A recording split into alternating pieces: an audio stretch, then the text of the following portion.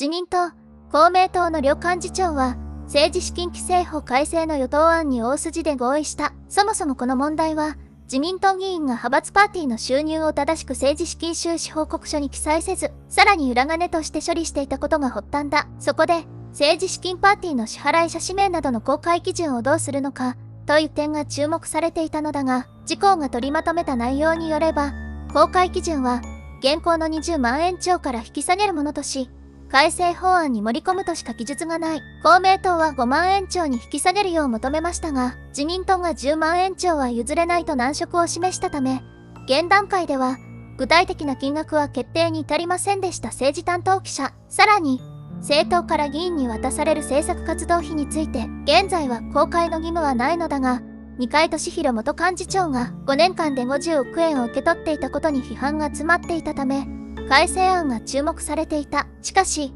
いわゆる政策活動費については、支払いを受けた者がその使途を報告し、収支報告書に記載するとしか書かれていない。これについても、前出の記者は金額や領収書、そしてどのように公開するのかなどがわからず、具体的な改革とは程遠い内容ですと話す。そして、立憲民主党や日本維新の会など、野党が改正を主張している企業、団体献金の禁止については、その使いについて、合意内容に盛り込まれてすらいない。立憲民主党の長妻昭政調会長は、会見で言っては悪いが、本当に低レベルの論議で、緩い合意すらできていない。政策活動費について、我々は全面公開することで、イコール廃止だと申し上げているが、いくつかのカテゴリーに分けて公表だという議論に終始して、非常に呆れていると合意案を批判した。日本維新の会の馬場伸幸代表も、会見で今回の政治と金の問題の原因である、企業、団体献金の禁止や政治資金パーティーをどうするかなど、本丸の話をしなければ、自民、公明両党で合意した内容を提案されても何の感想もないと跳ねつけた。こうした自民、公明の改正案について、ニュースのコメント欄には、辛辣な意見が次々に寄せられている。なんとか、1円でもちょろまかそうとしてますね。普通のサラリーマンはガラス張りなんですよ。なんとかしようとしても税務署の追及があるわけですよ。表向きは厳しくしたところで、領収書なんかいくらでも偽造できるし、金さえ積めば病院の診断書だって偽造できる。あなたたちには税金つぎ込んでるんだから、正直になりましょうよ。政治資金パーティー券購入者の公開基準の引き下げ。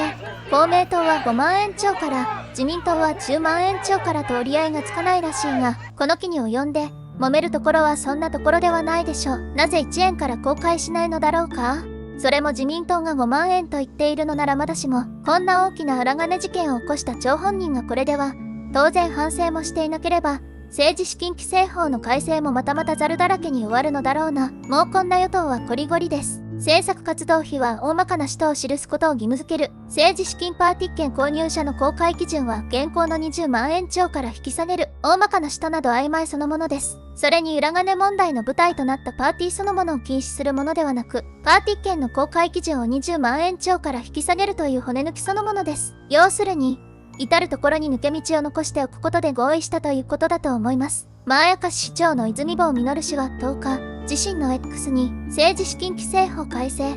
自公が与党案に合意、政策活動費公開などとのニュースだが、企業団体献金にも手をつけず、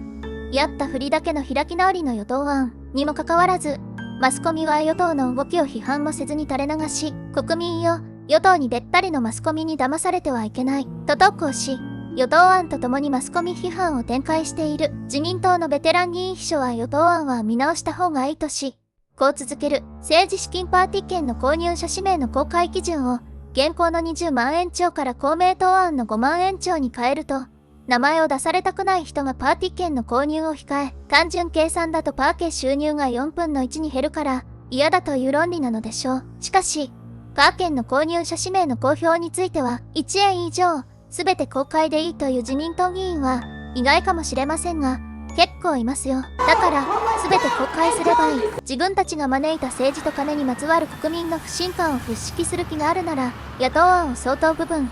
飲む必要があるのではないか。国民からの信頼を取り戻すよりも金が大事。というなら、与党案を主導してみればいいだけのこと。今後、与野党がどのように折り合いをつけるのかが注目されるところだが、改正案を読む限り、岸田文雄首相が本気で取り組んでいると言えるのか、甚だ疑問だ。皆さんはどう思いますか？コメントで教えてね。チャンネル登録必須です。それでは皆さんのコメントを紹介していきましょう。そもそも与党で合意したところで本当に抜け穴が塞げたかは別問題。そして以前、公開基準などでは溝があるわけだが、公開基準の金額で自民と公明でぶつかり合うくらいなら、1円からでも公開するというくらいの誠意を見せる議員が1人くらいいないのかな。法改正を成立させるのは議席に座る議員にしかできないことではあるが、法改正までの過程における法の中身の議論は、議員だけでなく第三者機関で議論したり専門家の中立的な意見を聞き、完全に抜け穴を塞いだ法案を作るべきだと思う。政治資金は領収書のあるものは無税で、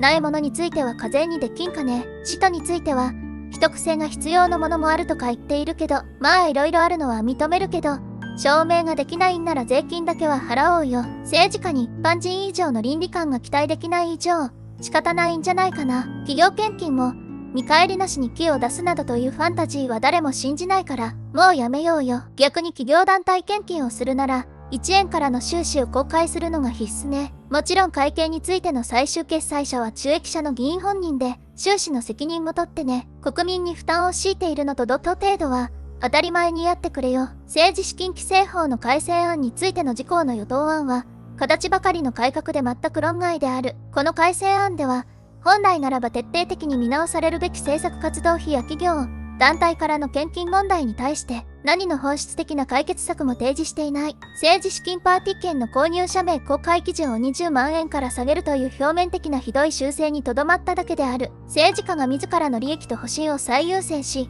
国民の信頼や透明性を二の次にしていることの露骨な証拠である。自民党の改革案が本気で国民の信頼を取り戻す意思があるとは到底思えず、改めて政治の腐敗を国民に突きつけているに過ぎない。このような低レベルで抜け穴だらけの自己中心的な改正案は、即刻見直されるべきである。悪いことした奴をきちっと取り締まるような法律にしておかないと、それが原因でややを余儀なくされて政界に関われなくなるのはご託党ですからな。ましてや国会議員なんだから、悪いことしたら民間企業以上に厳しい処分が下されるのは至極当然だと思うよ。国民の代表なんだから、そのあたりの覚悟が足りてなさすぎな議員が、与野党ともに多すぎるような気がする。自民党議員は救いようのないこと、よく世の中に広まりました。これまでは自民党を選択した方も同じお気持ちのことでしょう。これまで投票を棄権した方に申します。誰がやっても、どの党がやっても同じとの気持ちは理解できます。だが同じではありません。政権が変わればほんの少しだけ良くなります。失われた30年という言葉があります。30年かけて今の世の中になったのです。政権交代で大きく変わってほしいがそうではなく、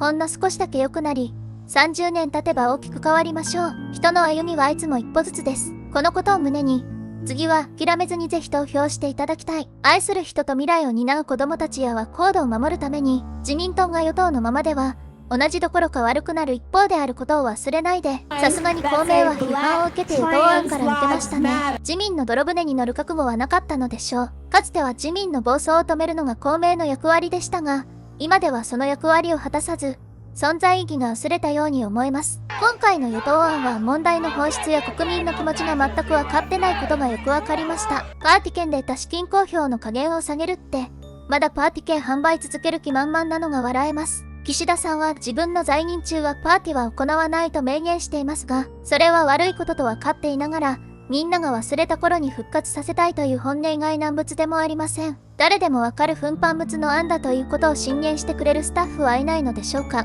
今国民は政治と金の問題を緊張感を持って注視してますからね。自民党が自民党の殻に閉じこもって世間の空気も無視して中途半端なことをやればやるほど、次の選挙では下野する可能性が大きくなります。それにしても自民党の議員さんたちは国民の声を無視すればするほど職を失う可能性が高くなり、場合によっては政権を失うなんてことになるやもしれないと思い至らないんでしょうか。誰も声を上げないということは、そういうことなんでしょう。とにかくこれを機会にこれまでの政治を刷新してほしいです。隙あらばの姿勢の自民党ではとても無理なので一度は政権を失いどん底に落ちてもらわないとどうにもなりません。処理水の海洋放出に全責任を持ちますなら地元の広島1区に流せ。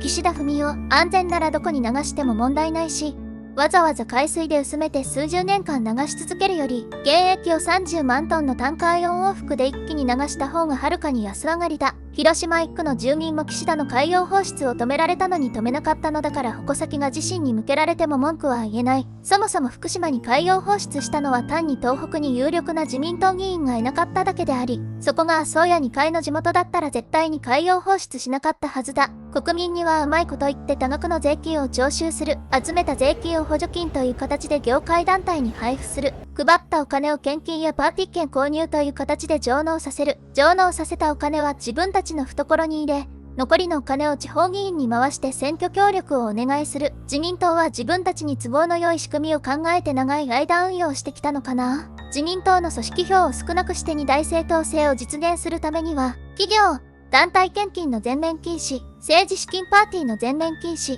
は少なくとも必要と思います。金を集めて献金する企業や団体に有利な政策をさせないようにしなくてはなりません。国民のための政策に力を入れるような政治に移行させましょう。子供や孫の将来のために野党に頑張ってもらいたいです。ご視聴ありがとうございました。チャンネル登録は必須です。